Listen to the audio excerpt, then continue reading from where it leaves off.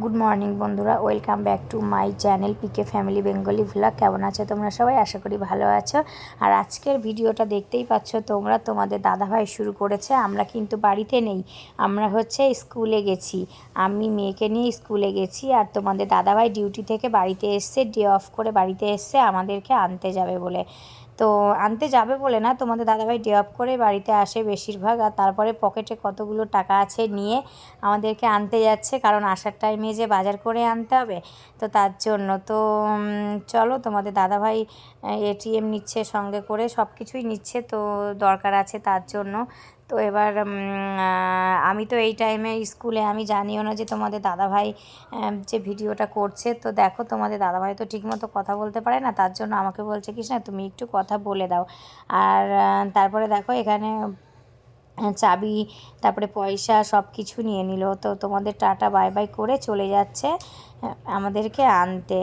তো কি দেখাচ্ছে হাতে করে? এটা কি দেখাচ্ছ? কি জানি একটা দেখাচ্ছে এরকম করে। আমার মেয়েকে আনতে যাচ্ছে, ছোট্ট পুচকু মেয়েকে ও স্কুলে আচ্ছা, আনতে ছোট্ট যাচ্ছে। পুচকু মেয়েকে আনতে যাচ্ছে, ওটাই দেখাচ্ছে। তো এবার দেখো পাশের ঘরে তালাটা দিয়ে যাচ্ছে, ওটাই তোমাদের। তালাটা খুলছিল না, আর আমি তো জোর জবরদস্তি পরে দেখি যে ওটা অন্য চাবি। যাত্রী আমি তখন আবার চাবিটা বের করে ওই ঘরের চাবিটা কানা বের তো করে। চার চোখ পড়লেই তো হয়, তাই না বলো বন্ধুরা? তো যাই হোক, চলো, তালাটা দিচ্ছে আর কত সময় ধরে তোমাদের দেখিয়েছে, দেখতে পাচ্ছ? মনে হচ্ছে তোমরা তালা খোলা, তালা দেওয়া জানো না, তোমাদের না দাদাভাই গো, আমি তোমাদেরকে তালা দিয়া তালা শেখাচ্ছে। খুবিয়ে না, আমি বলছি না চাবিটা তো উল্টো যাই হোক হয়ে দেখো, গেছিল। দরজাটা খুলেছে, খুলে এই ঘর থেকে হেলমেটটা নেবে এখন। তো হেলমেটটা আমি এখানে গুছিয়ে রাখি, আর এই যে হেলমেট পরে নিয়েছে, হেলমেটওয়ালা বড় হয়ে গেছে। আর দেখো ঘরটা কি সুন্দর লাগছে, তাই না বলো বন্ধুরা? আমার তো এই ঘরটা বেশি ভালো লাগে, আমার নিজের বেডরুমের থেকে এই ঘরটা ব্যাপক লাগে। আর ডিজাইনগুলো কি সুন্দর, হেভি সুন্দর। আর তোমাদের দাদাভাইও আছে, দেখো কতক্ষণ তোমাদেরকে দেখাচ্ছে, ভিডিওটা যে বড় হয়ে যাবে সেটা কিন্তু চিন্তা নেই। তো এবার দেখো তোমাদের দাদাভাই বেরিয়ে পড়বে, আর বৃষ্টি পড়ছে ওটাই দেখাচ্ছে। আমাকে ফোন করেছিল, বলছে কৃষ্ণা বৃষ্টি পড়ছে কি করব।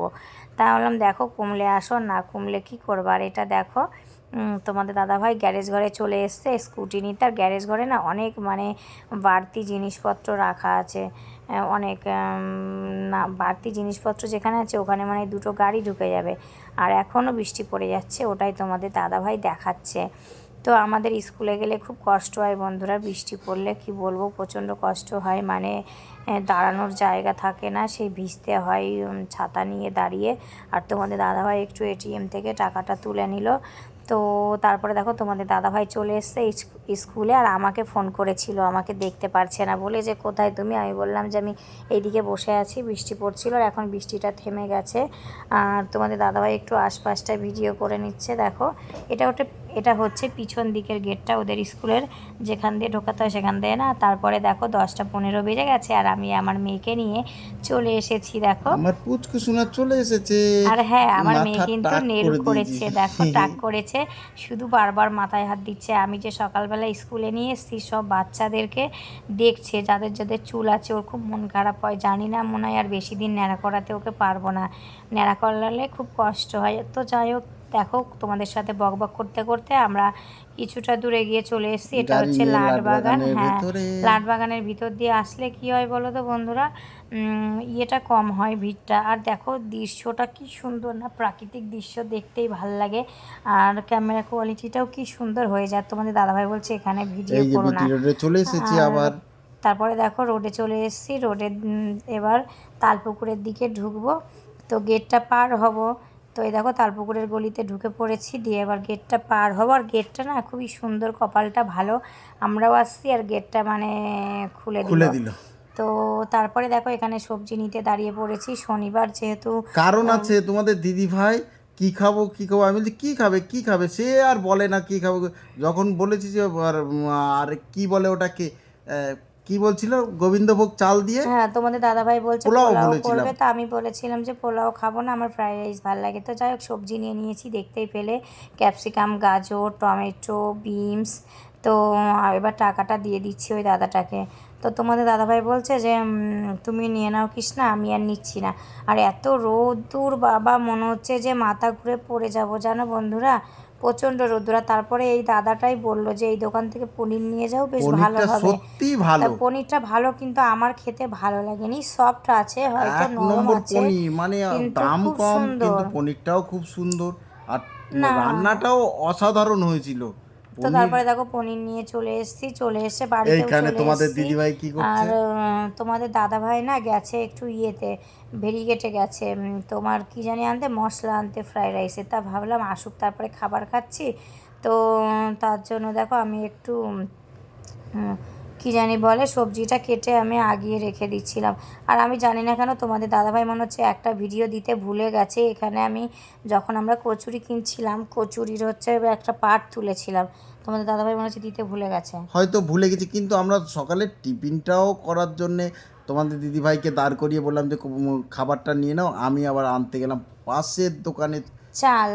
চাল, তেল, ঘি, এগুলো সব কিছু আনতে হলো আমাকেই। হ্যাঁ, তাই তো ওই ভিডিওগুলো দেখাওনি, আমি তো তুলেছিলাম, ভিডিওগুলো দেয়নি, দেখেছো তোমাদের দাদাভাই।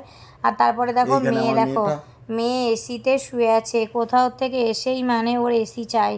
আগে মানে ওর গরমে পাগল হয়ে যায়, কি বলবো। তো বাচ্চা মানুষ, যাই হোক চলো, আছে যেহেতু কাঁথাটা ওকে ওর একটু। প্রিয়। আর দেখো কিভাবে শুয়ে আছে, চার পা পুরো করে, কাঁথা ছাড়া তো শোবেই না, কি আর বলবো। আর তারপরে দেখো চলে এসেছি সকালের খাবার দাবারে, আর আমি আমার মার সাথে মনে হয় কথা বলছিলাম আর সকালের খাবার দাবারটা ঢালছিলাম। তো সকালে পেটাই পরোটা না ছেঁড়া পরোটা, যাই হোক যে যেটা বলো ওটাই খেয়েছি, আর তরকারি। আর তারপরে দেখো রান্নাঘরে এসে যেগুলো আমি কেটে নিয়েছিলাম ওগুলো আমি ভাজতে বসিয়ে দিয়েছি। তোমাদের দাদাভাই বলে একবারে কেটে একবারে বসাই, একবারে কেটে একবারে বসালে না রান্নাটা দেরি হয়ে যায় বন্ধুরা।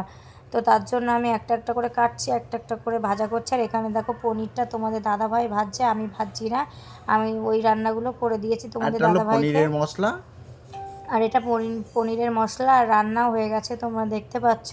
রান্না একটা বাকি আছে, ফ্রাইড রাইসটা হয়েছে আর আলুর দমটা হয়েছে। তোমার কী বলে, তোমরা তো দেখলেই পনিরটা বাকি পনিরটা আছে। ভাজছি। হ্যাঁ, পনিরটা, তারপরে টোটাল রান্নাটাই হয়ে গেছে। এখানে দেখো সব থালা বাসন রেডি করা হয়ে গেছে।